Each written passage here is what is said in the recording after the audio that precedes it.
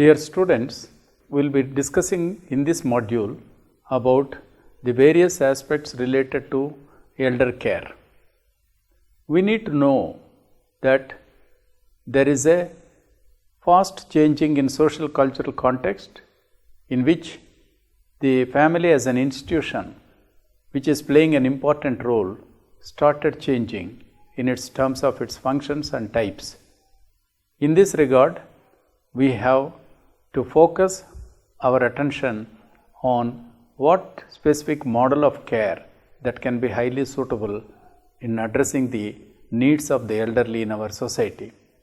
Another aspect that requires major attention is because aging is much faster than existing in the society, and in view of the extended lifespan as measured through life expectancy, we need to know that the population aging is very fast in certain societies, and thereby the programs and schemes have to gear up.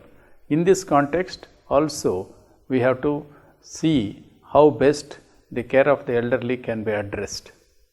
The other specific dimension in which we need to know in the context of India's elderly is, given the heterogeneity among older population who are residing in different parts of the country, given their high socioeconomic differences that exist in their background characteristics as reflected through heterogeneity, we need to have a clear understanding about what type of care which will be suitable for the elderly in each of these specific setting in which they are residing.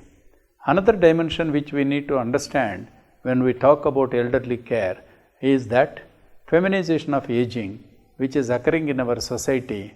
More and more female elderly are coming to 60 plus age group, and in view of that, they being highly vulnerable in our society, their issues become very specific, and thereby we need to know how the care of the elderly is addressed, especially when the female elderly are there in a majority of the population. The other aspect is multiple vulnerabilities. As we have seen in the earlier modules, that by attaining 60 plus itself, elderly experience one form of vulnerability, but if their socioeconomic conditions are not conducive for them, given the 60 plus age group which they attained, furthermore with multiple vulnerabilities in terms of poor socioeconomic conditions, the low level of housing conditions in which they are experiencing, the way in which their family profiles are changing, and also the lack of independency in terms of the financial security, in terms of their health accessibility issues, all these also will make them to be having a multiple vulnerability among them. In this regard, we need to know that there is a specific need of the elderly which needs to be addressed. So, given these multiple vulnerabilities, we need to channelize our efforts in working out and evolving a suitable model of care that can address the maximum population of elderly in our society. The other dimension is about long-term care needs. In the sense, when elderly are living in a higher age brackets, further and further problems are going to multiply and their dependency is going to increase. Given this, there is a need to evolve a long-term care solutions for them. In that regard, we need to see how best such model of care can address when the elderly are living longer and also attaining higher and higher age groups. The other aspect is that as age advances, the dependency on health and social care also increases. So, this also dimension which requires our attention, how best when the health issues are compounding and also they are increasing in among the elderly population, the type of social care that is required also should be taken into consideration when we are working out for a suitable care model for the elderly population. In this regard, there needs a special attention of understanding how best we can segmentize the older population in terms of rural-urban differences, in terms of their educational status, in terms of their gender backgrounds, in terms of the socioeconomic class groups to which they represent. All these segmentation is very important because in each section the elderly people, given their profile, their issues related to the aspects for their care also differs widely. Given this background of the elderly people, we need to emphasize on the response of the community, how best such care can be provided by the community. In this regard, we have to emphasize how the response of the community in terms of the needs and the community setting and the way in which a larger picture in terms of the services and also the way in which we can place our elderly for getting a maximum benefit of the existing community based issues and also programs that can be benefiting for their improvement of their conditions. Other aspect is we need to profile the potential caregivers so that they also have to play the important role about how best they can network and also respond to the various programs and schemes which are meant for them and also located in their own community. Furthermore, we also to respond what should be the elements that should be seen while screening potential candidates for involving them in each of these things. In this context, when we are talking about a community cadre for services for the elderly, we need to see that there should be a separate geriatric care background elderly also should benefit. For that, we have to work out with respect to the special needs of the elderly so that the caregivers can look into with respect to the segmentization that occurred among the elderly population. In view of this, we need to evolve the type of caregivers in our society so that they can focus their attention in addressing the needs of the elderly. In that context, we have to be very careful about choosing the type of caregivers, especially when we want to see for their socioeconomic backgrounds and also their proficiency and their own commitment in the field of geriatrics and gerontological aspects as part of their activities. In the same way, we also should know that they should work very closely with the existing public health system like district hospitals, community healthcare centers, primary health care centers and sub-centers, so that these caregivers will have a continuation of the assistance from the public health system, so that as and when they require additional assistance, they can always get from the existing public health system. At the same time, we also should see how best we can create such models of care at later stage. They can be replicated at a macro level so that their scalability and the replicability can also be important for additionally interesting to other caregivers in other geographical areas. Also very important that we have to maintain that emphasis on the quality of these programs in implementation through the caregivers. So these are some of the important aspects that we need. Furthermore, we need to integrate with the government programs like National Institute of Social Defense, which caters to the needs of the elderly through various programs. For instance, there are some training programs, there are some certificate programs, diploma programs, and also there are various other aspects in which National Institute of Social Defense is involved in addressing the elderly issues. Similar is the case with regard to Rehabilitation Council of India, so that their component of interventions can benefit these people. Corporates is another important thing. Through their corporate social responsibility can act as an important intervention. As we all know that it is a mandatory for most of the corporates to spend part of their profit through CSR in their communities of their operations. Among the major trust areas that have been provided by the Government of India in which their money can be spent towards the various community developmental programs, aging is also has figured in a major way. In that sense, the caregivers, we can, once they form, it can also be coined, and also they can have a collaborative effort with the CSR teams of the local corporates, so that they can strengthen the caregiving role and they can reach out to a larger part of the elderly population. Furthermore, public-private partnership models also can be worked out, where there can be a collaboration between government and NGOs and other corporates, so that they all can evolve how best they can come together and work out with innovative programs and schemes, so that the elderly population in their areas can benefit highly. Furthermore, in this regard, we have to see how best we can create demand, so that by improving the visibility of the cadre of caregivers for elderly, the demand for their presence will make a lot of difference, so that these programs can be sustainable. Other dimension in this regard is to involve senior citizens clubs. As we know very well that senior citizens associations play a significant role in creating awareness, in bringing together several elderly groups to the mainstream, and also there are several efforts of addressing the needs of the elderly through senior citizens clubs.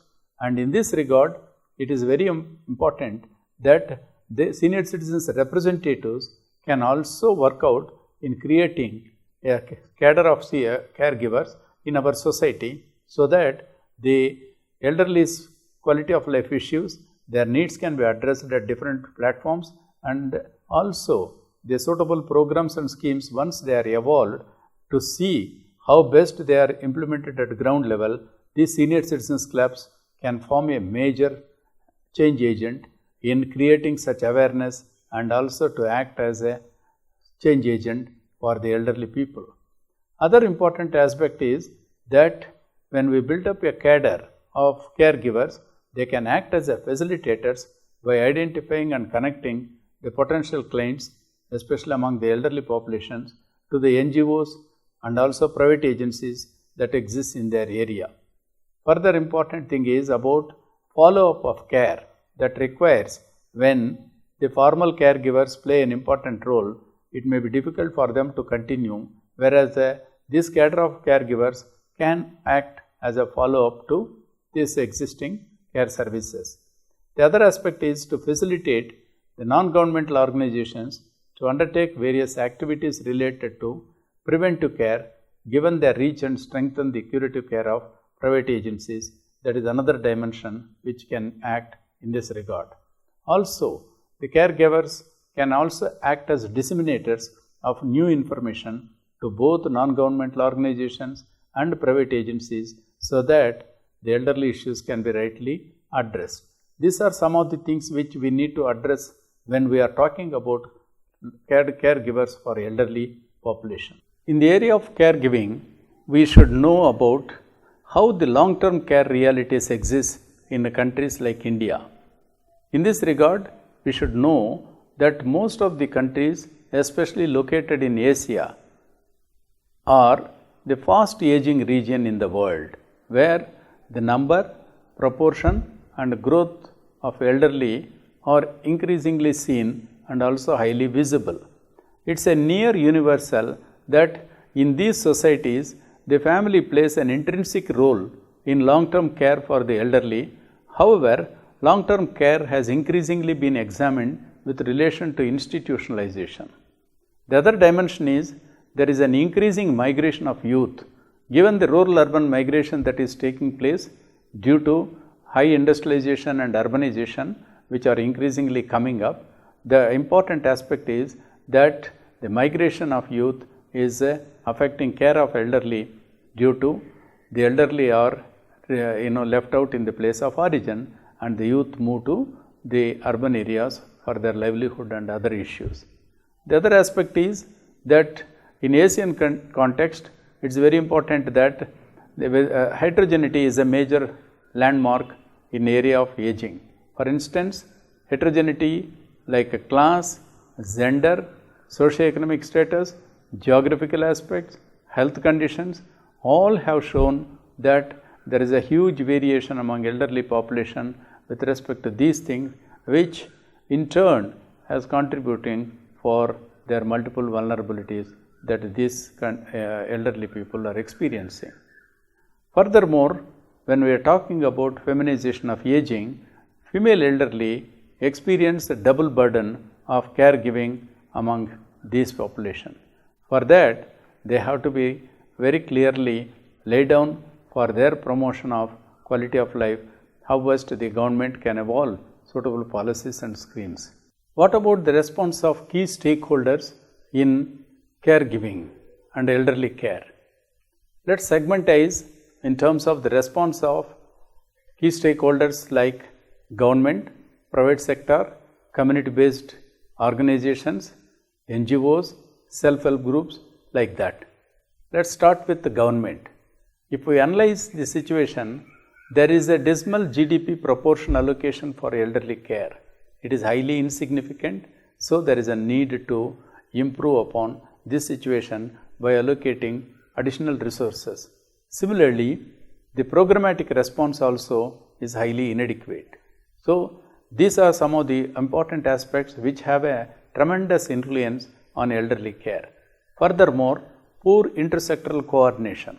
For instance, there are several ministries, several departments which are also catering to the needs of the elderly population, but there is a coordination which is inadequate, and that's why we need to emphasize on intersectoral coordination. In the case of private sector, we need to know that they are mostly unregulated, fragmented. Mainly they are located in urban, that's why they are urban oriented. Similarly, the issues of high cost about their services. Furthermore, in some of these private sector, issues related to quality of services is also important for us to understand. What about the response of the community-based organizations like NGOs, CBOs, SHGs? Presence is very less when we talk about this section of services. Need support from government and private sector. Then their poor networking among them, focusing on very basic services, resource constraints, then participation of elderly poor is not visible in most of these involvement of these programs. What about the gaps analysis shows in the key areas of long-term care? It can be presented in terms of the response towards policies, programs, services, in the area of financing, the systems development, and human resources. These gaps, if we understand in the areas of policies and programs, it clearly shows that there is a lack of adequate political will which leads to changes in the priorities in the national agenda. For that sake, we need to emphasize that political will is one of the important aspects in the care of elderly in our society. There are instances where we have seen that wherever political will is there are effective programs and schemes implemented, a larger elderly population have participated and benefited, so as to say that their quality of life has tremendously increased and also achieved in our society. Similarly, the long-term care policies and services, they are being developed, but they are all in a piecemeal manner, which is in response to immediate political or financial constraints. That is why the sustainability of these programs is not a major thing which has been achieved. That is why the policies and services have to be worked out on a regular basis, and there should be a continuity in allocation and to see that it reaches to the wider group of elderly in our society. The other aspect is there exists a wide gap between policy formulation and program implementation. Another dimension in when we analyze the gaps in policies and programs for elderly care is wide gap that exists between policy formulation and program implementation. No doubt the policy is a good document and it has been emphasized thoroughly what are the priorities and what are the suitable policies and schemes that have to be evolved on a regular basis so as to address the quality of life of the elderly population. But when it is implemented at the ground level, there is a huge gap that exists between the policy formulation and program implementation. And furthermore, when it is combined with allocation of resources and appropriate implementation strategies, these gaps are widened.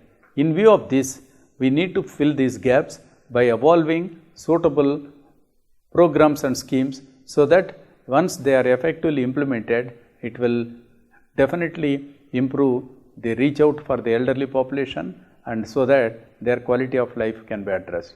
In this regard, we have to see that how best we can reduce the gap between demand and supply of long-term care services.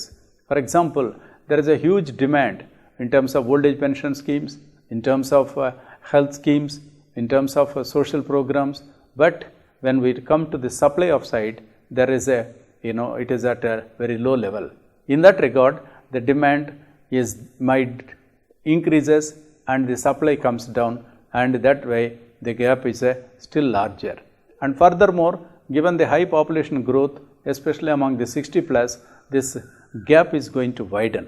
So the major challenge for the program implementers is how best we can reduce the gap between demand and supply. Other challenge when we talk about caregivers and the increasing number of them is how best the access to formal caregivers are there in the areas of capacity building to them, and also to see that their motivation is sustainable.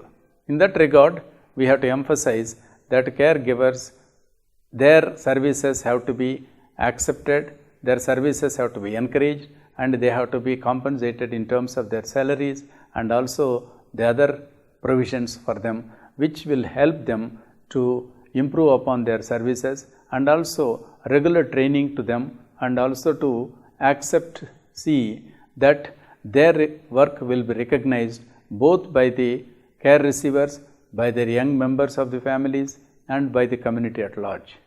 Furthermore, long-term care for elderly is not just an individual or family issue, but one that must also be addressed by the multiple stakeholders like communities, private sector, non-governmental organizations, and the government, so that it will not be seen only informally within the family setup. The other issue is that given the caregiving and caregivers' role is very important and furthermore increasingly seen, what is the way forward in this regard?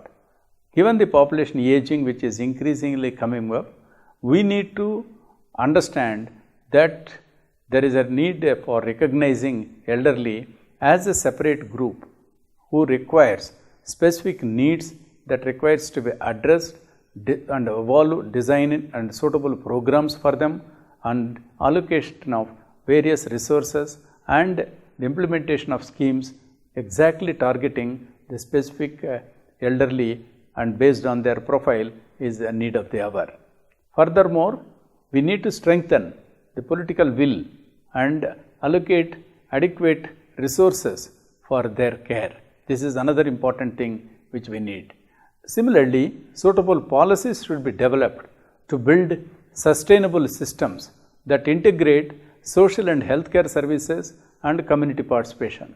Unless we evolve, it will not be as sustainable, because it should not be seen only as an social issue, only as a health issue, or only as a aging issues. But we have to see that it is also a part of the community issues, so that integration is very much required.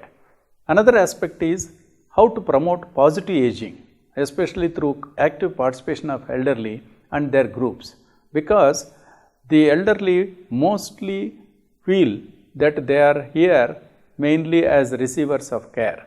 But however, to have a sustainable programs for them to increase their participation, it is very important to promote positive aging in our society.